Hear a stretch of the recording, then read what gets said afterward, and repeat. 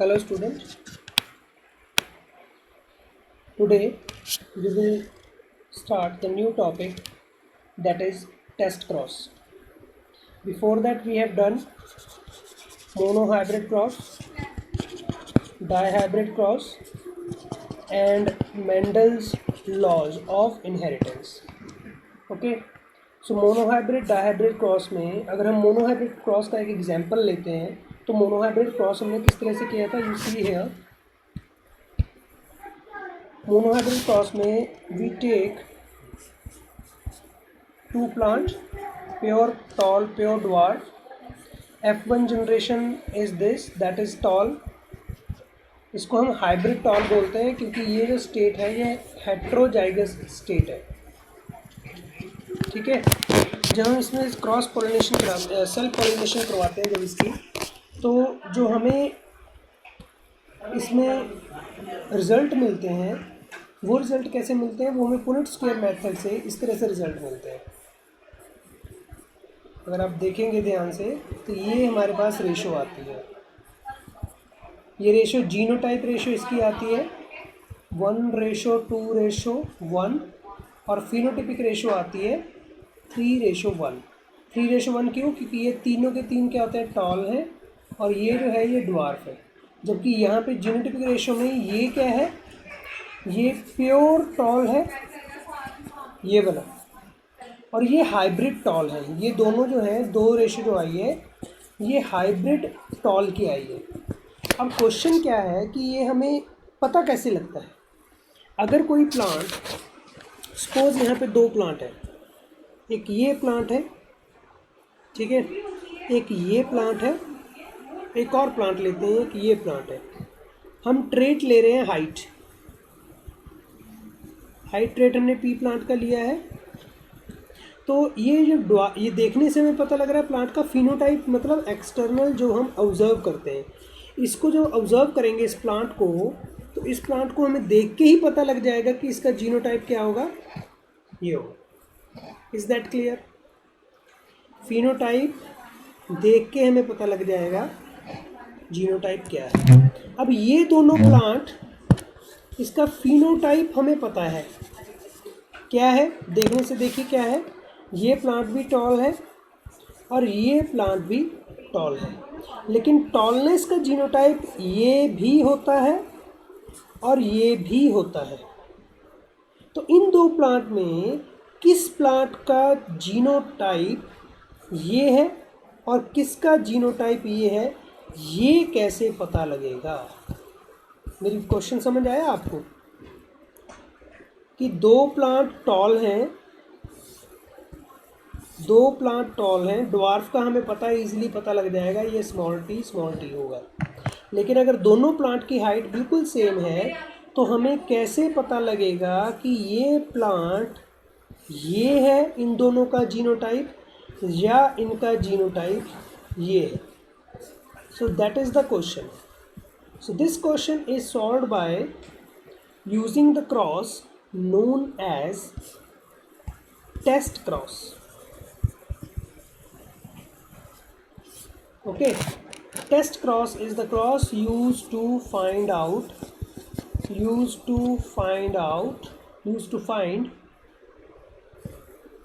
unknown genotype. हमें genotype नहीं पता है, जीनोटाइप ऑफ प्लांट. उस किसी भी प्लांट का जीनोटाइप जो नहीं पता है उसको पता करने के लिए हम टेस्ट क्रॉस का यूज़ करते हैं. ठीक है, अब इसमें हम कैसे करते हैं, सिंपल अनदर मेथड देखिए कि इसके अंदर हम जिस प्लांट का हमें जीनोटाइप पता करना होता है, सपोज करो इसका जीनोटाइप हमें पता करना है, इसको हमें क्रॉस करना है इस प्लांट के साथ. ये प्लांट क्या है, होमोजाइगस डोमिनेंट है या रिसेसिव है, होमोजाइगस, बताइए, रिसेसिव प्लांट. तो ये टेस्ट क्रॉस की डेफिनेशन है कि हमने if we want to know the genotype of the unknown plant we will cross that plant, उसको हम क्रॉस पॉलिनेशन करवाएंगे उसकी किस प्लांट के साथ, एक homozygous recessive plant for the trait, जिस ट्रेट के लिए हमने पता करना है। तो यहाँ सपोज करो इसने प्योर ड्वार्फ के साथ इसको क्रॉस किया, and then we will see the result. We will see the result मतलब we will see the phenotype. We will see the phenotype. Now if the result, now result देख के ही बता देंगे हम उस प्लांट का जीनोटाइप क्या है। रिजल्ट की पॉसिबिलिटी 2 है, ठीक है। अगर सारे plant, if all plant are tall, means वो जो क्वेश्चन मार्क वाला प्लांट था उसका जीनोटाइप होगा बेटा ये, ठीक है। ये रिजल्ट देख ऐसे आएगा रिजल्ट। और इफ 50% प्लांट टॉल आए और 50% प्लांट ड्वार्फ आए, मीन्स जो वो क्वेश्चन मार्क वाला प्लांट था उस प्लांट का जीनोटाइप होगा ये। मतलब इन अदर वर्ड्स देखिए, if by crossing the unknown plant with homozygous recessive plant we get this result. If all the plant becomes tall, by looking at them we will see that they are tall, means this plant is homozygous। क्या है इसका genotype? This is homozygous dominant.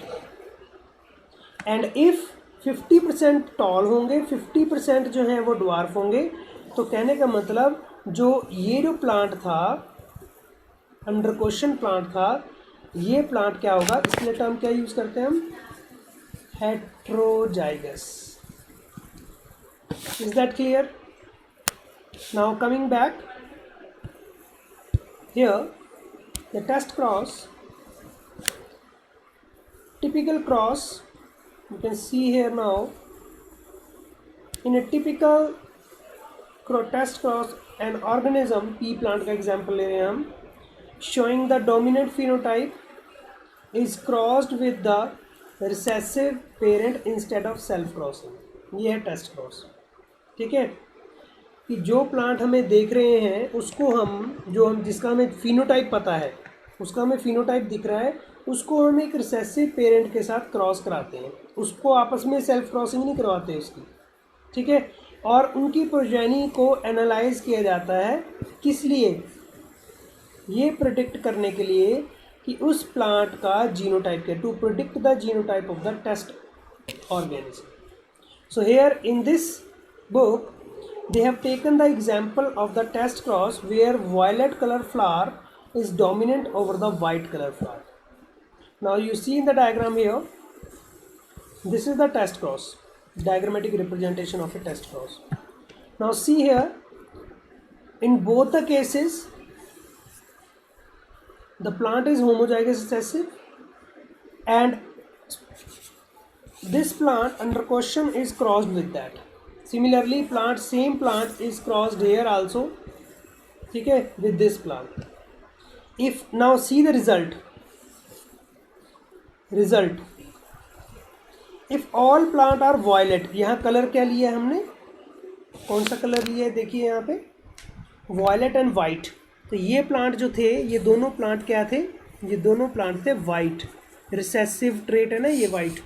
तो white कहते हैं flower वाले plant को cross कराया एक प्लांट के साथ जिसका हमें ये नहीं पता कि उसके अंदर जीनोटाइप क्या है, ठीक है, फ्लावर्स का। तो फ्लावर्स का जीनोटाइप दोनों हो सकते हैं ना, फ्लावर का जीनोटाइप ये भी हो सकता है, फ्लावर का जीनोटाइप ये भी हो सकता है, ठीक है। So if the plant all the flowers are violet, that means जो अननोन फ्लावर वाला प्लांट था जिसका हमें जीनोटाइप नहीं पता था, वो कौन सा है, होमोजाइगस डोमिनेंट, ये होगा उसका जीनोटाइप।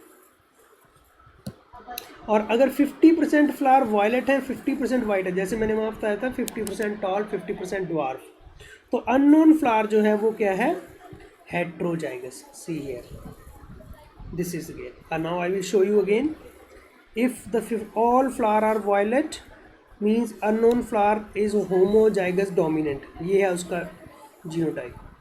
If 50% violet 50% white, unknown flower genotype is this. तो इसके साथ हमने क्रॉस किया था इन दोनों को। बात समझ आई? ठीक है। So based on that Mendel has explain the test cross also. Now ये हमने पहले कर लिया है। Law of dominance we have done, law of segregation we have done. Clear? Now next that we will do the incomplete dominance. This is also very important topic, incomplete dominance. Now incomplete dominance मतलब देखिए क्या बोल रहा है। complete dominance मतलब ये trait, ये तो हमें पता टॉल ही होगा, ये हमें पता टॉल है, लेकिन यहाँ पे क्या कह रहा है, यहाँ पे इनकम्प्लीट डोमिनेंस में कह रहा है कि ये इसके ऊपर प्रॉपरली डोमिनेट नहीं कर पाता। ये मेंडल के प्लांट वाले की बात नहीं कर रहे, कहते कुछ ऐसे प्लांट का एग्जाम्पल देखा गया जहाँ पर, ठीक है, जब ये वाली स्टेज आती है, ये स्टेज कौन सी होती है, जब हेट्रोजाइगस जीनोटाइप आता है, तो वहाँ पे डोमिनेंट एलील जो है, डोमिनेंट एलील रिसेसिव एलील के ऊपर प्रॉपरली डोमिनेट नहीं कर पाती है। तो इसलिए उस तरह की डोमिनेंस को क्या बोलेंगे, incomplete dominance. Now see here what they are saying here, incomplete dominance कहता when the experiment with the pea were replaced repeated using the traits in another plant. ठीक है, कोई दूसरे प्लांट्स में जब इनको क्रॉस किया गया तो ऐसा देखा गया कि कई बार जो F1 जो फिनोटाइप जो आ रहा है, F1 का जो फिनोटाइप आ रहा है ये वाला, ये फिनोटाइप ना ये फिनोटाइप दिखा रहा है ना ये फिनोटाइप दिखा रहा है। मेंडल का मोनोहाइब्रिड क्रॉस अगर देखते हैं तो क्या होना चाहिए था, ये तो रेड होना चाहिए था, क्योंकि यहाँ पे R should be dominant over the small r। But कहता है कुछ प्लांट ऐसे देखे गए जहाँ पे R स्मॉल r पे डोमिनेट नहीं कर पाता और उसका फिनोटाइप जो है वो चेंज हो जाता है। तो here the phenotype is in between the two. ठीक है, example is given here using the flower color dog flower, snapdragon, anti-hernum species is the example of incomplete dominance। 4 o'clock को clock plant भी बोलते हैं। ठीक है, 4 o'clock plant, anti-hernum, snapdragon, 4 o'clock plant। So here they have given what is the incomplete dominance in the cross between the true breeding red flowers, this one, and the true breeding white flowers, this one। The F1 he is talking about this one, F1 is pink। ये जो है कहता है ना ये red आया ना ये वाइट आया, ये आ गया पिंक। ठीक है, और जब कहता है इसको अभी हमने क्या किया इन्होंने, when they were self pollinated then F2 generation, this generation resulted in, then this resulted in the ratio of 1:2:1। Now see this here, phenotypic and genotypic ratio is same। Question कैसे आ सकता है, name and explain the cross with the help of an example where the genotypic ratio is similar to the phenotypic ratio।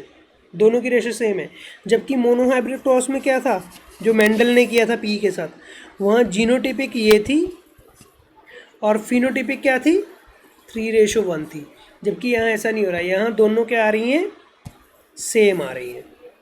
Clear? So means hair ये कह रहा है कि यहाँ पे फिनोटिपिक रेशियो जो है वो चेंज हो गई जो मेंडल ने निकाली थी। Is that clear? So what was the reason for that, explanation for this concept.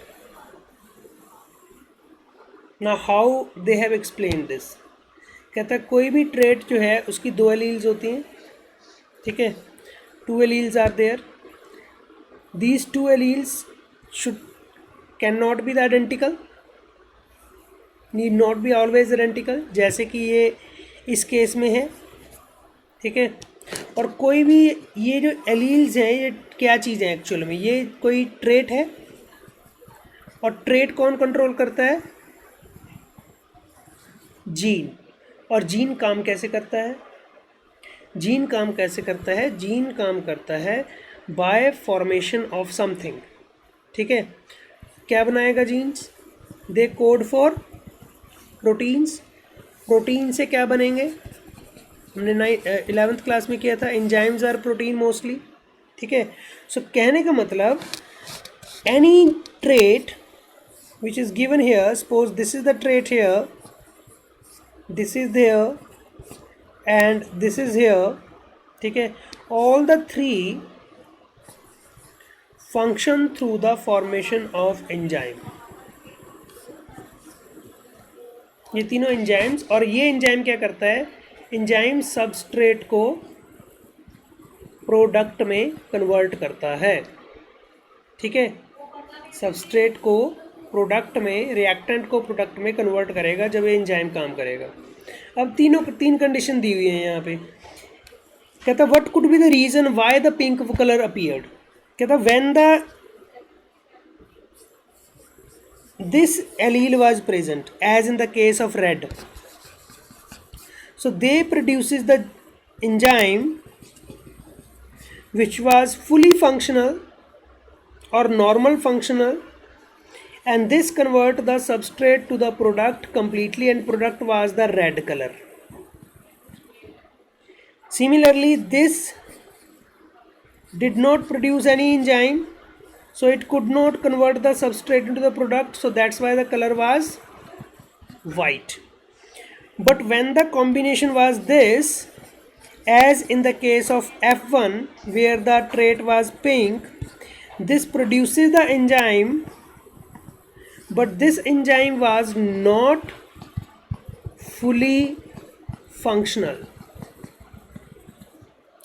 So not fully functional enzyme could not completed substrate into product completely,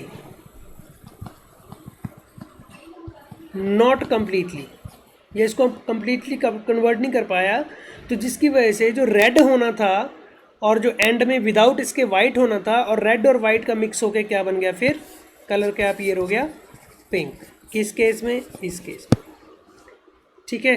तो ये इसकी एक्सप्लेनेशन यहाँ पे इन्होंने दी हुई है। What was the reason of the incomplete dominance, ठीक है। ये सारा इसके अंदर एक्सप्लेन किया हुआ है। Is that clear, student? Any doubt you can ask me. You can post me on the Google Classroom or on the YouTube video also.